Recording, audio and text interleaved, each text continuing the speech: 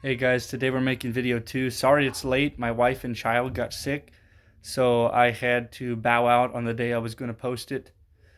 And Sunday hit, and I don't really like doing anything on Sunday if I can keep from it because I have ministry that day and other things.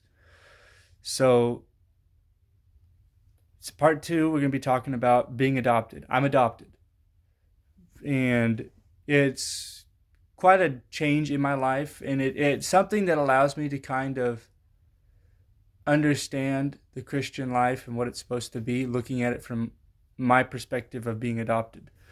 Uh, See, I was born in a Satanist household. And I'm not talking Church of Satan where it's just the weird philosophy thing. I'm talking about the kind of stuff that they made rumors about in the Satanic Panic era, like crazy stuff. Any kind of abuse that is possible happened: mental, physical, sexual, verbal, you name it, it happened. Um, we all of us kids were named after satanic themes, satanic deities, or symbols.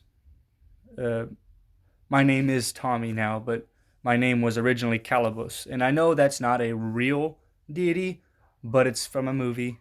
But it is still an evil god that I was named after. But uh, there was a lot of things that we went through. A lot of times being strangled, choked, burned. My siblings were held under hot water when they would misbehave. Things like that. Crazy stuff. I remember being rubbed in my own filth. I remember being beaten to sleep with the buckle of a belt. Like all kinds of crazy out there stuff. But uh, we went through a lot. I'll just put it that way. There was kind of a pedo ring going on with that. See, my biological father's only goal in life was to have as many kids as possible.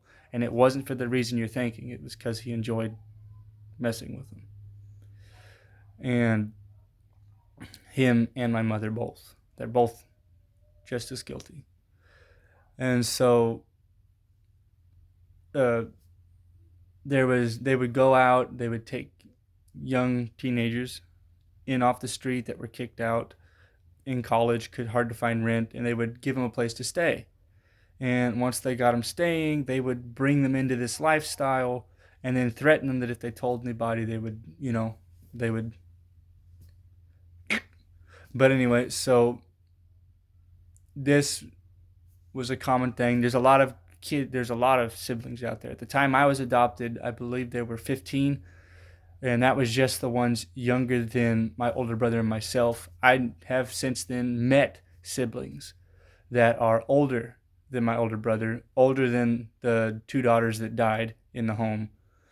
And but yeah, the lifestyle was pretty much live and let live, and there was anything that could happen was happening.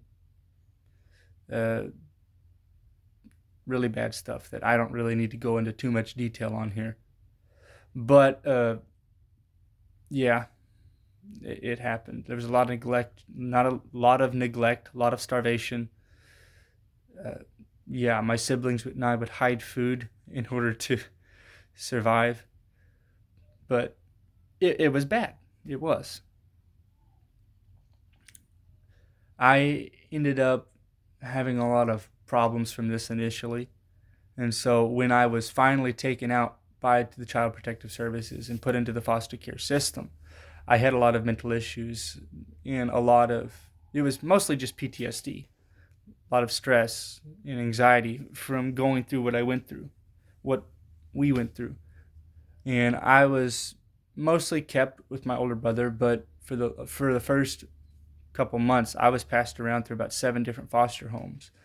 It might have been a year. I don't have a very clear memory on that, but I got passed around quite a bit because I had a lot of problems and people didn't want to deal with that. Uh, and so I got passed around a lot.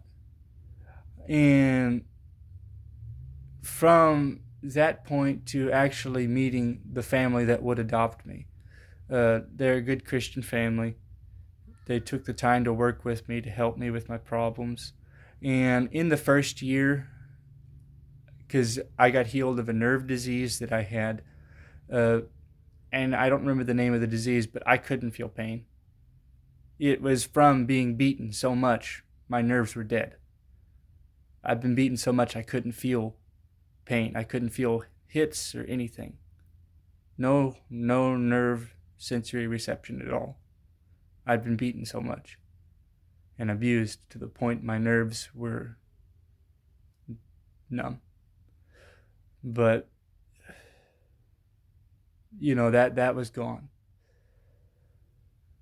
And among other problems that I used to have horrible nightmares and wake up screaming. And usually they were nightmares about things I had been forced to see, things I'd been forced to do, things like that. And it would torment me for months. But that went away within my first year of being in a good home. And they worked with me, they helped me, and this brings about the second part of this I want to discuss, and that would be the adjustments. There's a lot of adjustments moving from a home like I was born in to the home that I have now. And there's a lot that's different. Some of the things I had to deal with, like I mentioned, all the different things that I got better from. My parents, they took time to work with me on things. They didn't treat me like I was weird or different. No, they put me in timeout a lot, but and they disciplined me when I needed it. But for the most part, they recognized that I was a broken human being. And you have to be gentle with something that's broken. And they worked with me. They talked to me a lot of talking, a lot of understanding, sitting down, discussing things with me, and getting to know what was causing the behaviors I was exhibiting. And through those conversations of discipline for certain actions, but conversations when needed and conversations after the discipline, sitting down and talking, and discussing things, and then understanding. There was a lot of love. There's a lot of love in this home. I love my parents. They taught me what real love was. And that is what healed me. Their faith in the Lord and teaching me about faith and teaching me the characteristics that are the result of that love and the patience and understanding. It healed me. And to realize that I wasn't some horrible piece of garbage or that I wasn't something to be thrown away. I wasn't broken. I was just hurting and I needed help. That's the main thing they taught me. And it brought me to adjust into a new view. It brought me closer to who I really was, and it introduced me to the Lord and who He really was. There's a lot of Christians out there who are hateful and condescending, and that's not the Jesus in the Bible. I was broken. I was hurting. And they taught me what kindness and love and patience really were. And that is the Lord. I dealt with, like I said, a lot of PTSD. It was probably the hardest part of getting over what I went through. And I'll be honest, today I don't have PTSD anymore. I mean, it's been 20 years. I should, 20-something years. I should be over it by now. But a lot of people don't get over it because they don't get that help. They don't get that emotional healing that I got. Because, you see, when a child is traumatized, I'm not talking about somebody says something and hurts their feelings. I'm talking about abused. When a child is physically, mentally, verbally, or sexually abused, it creates holes in their mental development, it stunts it. So when their brain develops in this situation, it starts to look kind of like Swiss cheese. There's literal gaps that develop in this brain because it's stunted from the emotional trauma and all the adrenaline. And so that needs nurturing, that needs love, it needs a healthy environment. And those holes fill in. That child's brain becomes whole. It develops because it knows it's in a safe place. And that happened for me. I healed. And it's but it was a hard thing, and it didn't all go away in the first year. Some things took 5 years, some things took 10 years. They were behaviors that I had picked up from all the abuse that took a long time to break. It took a long time to get away from that, because in my mind, that's who I was, and it took a long time to break that image of myself, that I was the offspring of somebody that was garbage, and that's all I'd ever be, and then I would, the devil got me to thinking a lot, that I would grow up to be that way. And it was something I dealt with on a daily basis, arguing inside myself who I am, what I was meant to do, what was I meant to be, and trying to not define myself by who my biological parents were or the stuff I went through, because that stuff is not something that goes away overnight. That stuff, a lot of people spend a lifetime trying to get over the damage that is done by an abusive parent, or in my case, both abusive parents. And I don't hate them. I did. It took a long time to get past that hatred and to see that, they're broken people too. Not to excuse what they did, but they have issues too that need help. But I dealt with being secure in who I was up until I got married. Up until I had children, and I realized, all the lies and things I told myself about myself weren't real.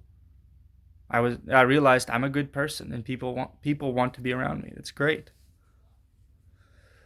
But that is the hardest part of being somebody that's been through that, is the struggle with who you are and where you belong. What can you contribute to life? That's a big struggle. And for anybody out there that's gone through things like me, I love you. I understand. I've been there.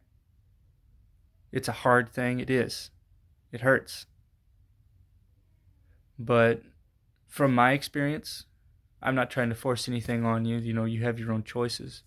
But from my experience, Jesus helped me more than anything. Like real Jesus, not getting to know him myself, not the kind that you go to some churches and they present him as this fiery, hateful person. I grew up in a church that they made it sound that way. And it wasn't until later when I found, Jesus myself, I realized that it wasn't what they were saying, but it was what I was understanding because I didn't know it myself. And learning who Jesus was, I learned real love, and I learned how to love. There was a lot of things bottled up in me, a lot of anger. I was very violently angry for the first, 10 years. I struggled with rage. And what it was bottled up, unresolved anger about me within myself that I had not dealt with. I hated myself. And so when you hate yourself, it causes you to blow up on other people. And, again, it was because of what I was, the things I struggled with. I hated myself. But again, healing through Jesus helped me with that. You know. Anyway, I think I've talked enough. You guys have a great day.